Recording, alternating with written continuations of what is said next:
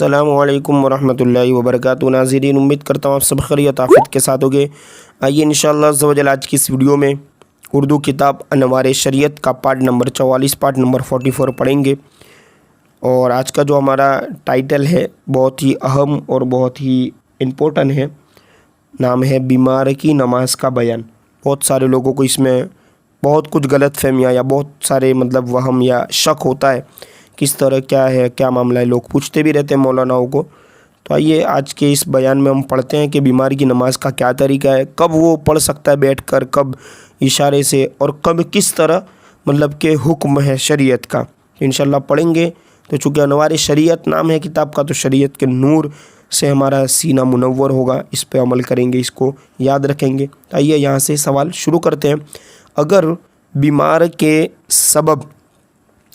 के सबब यानी बीमारी की वजह से खड़े होकर नमाज नहीं पढ़ सकता है तो क्या करें, है ना। जवाब, अगर खड़े होकर नमाज नहीं पढ़ सकता कि मर्ज़ बढ़ जाएगा, मर्ज़ यानी बीमारी बढ़ जाएगी, या देर में अच्छा होगा, लेट से अच्छा होगा, या चक्कर आता है, या खड़े होकर पढ़ने से पेशाब का कतरा आएगा, या बहुत शदीद दर्द नाकाबिले बर्दाश्त हो जाएगा, यानी ऐसा बहुत दुख रहा है, दर्द हो रहा है, बर्दाश्त नहीं कर सकता, ऐसा है, तो इन सब सूरतों में बैठकर नमाज पढ़े।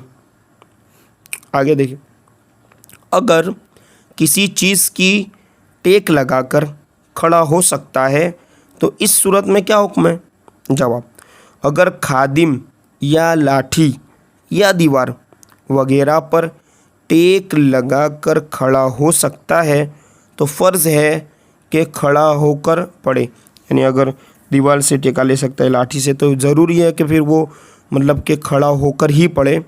इस सूरत में अगर बैठकर नमाज पढ़ेगा तो नहीं होगी। सवाल, अगर कुछ देर खड़ा हो सकता है तो इसके लिए क्या हुक्म है। थोड़ी देर खड़ा हो सकता है, ज़्यादा देर नहीं, तो क्या हुक्म है। जवाब, अगर कुछ देर भी खड़ा हो सकता है, अगरचे इतना ही कि खड़ा होकर अल्लाह अकबर कह ले, तो फ़र्ज़ है, ज़रूरी है कि खड़ा होकर इतना कहे, यानी अल्लाह अकबर खड़े होकर कहे, फिर बैठे, वरना नमाज न होगी।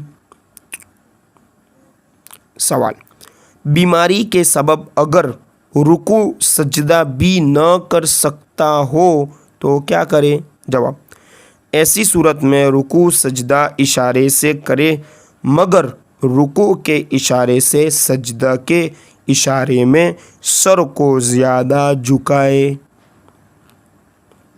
आगे सवाल, अगर बैठकर भी नमाज न पढ़ सकता हो तो क्या करे। ऊपर वाला जो सूरत है वो तो क्या थी कि बैठकर नमाज पढ़ना, यानी थोड़े से हाथ नीचे किए तो ये रुकू के, और इससे ज़्यादा हाथ को थोड़ा इशारा नीचे की तरफ करे तो ये सद्दे का इशारा हो जाएगा।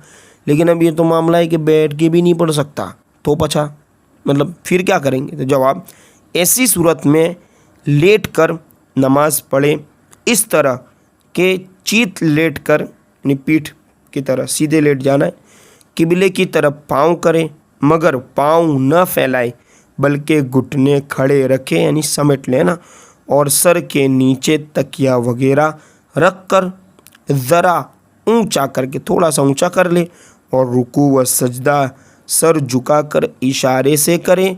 ये सूरत अफजल है, और ये भी जायज़ है कि दाहिने या बाएं करवट लेटकर मुंह किबले की तरफ करे, यानी अगर इधर या उस तरफ भी लेट सकता है, सिर्फ मुंह को किबले की तरफ कर ले, या सीधा पाँव किबले की तरफ, लेकिन फैलाने नहीं, समेट लेने। ठीक है, सर को थोड़ा ऊंचा रखना है, 2 तकिए रख लेना है साउद, ताकि वो इशारा करने में आसानी रहे।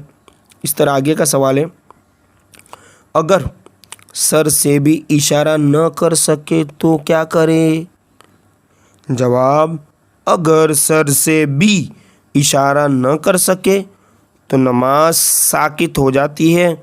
फिर अगर नमाज के 6 वक्त इसी हालत में गुज़र गए तो कज़ा भी साकित हो जाती है। यानी अब इतना बीमार है या इतना है कि सर से भी इशारा नहीं कर सकता, तो अब उस पे से नमाज का जो ज़िम्मा है वो ही हट जाएगा।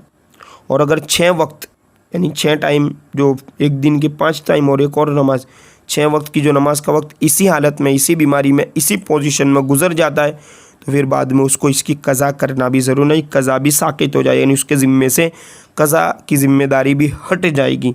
ठीक है।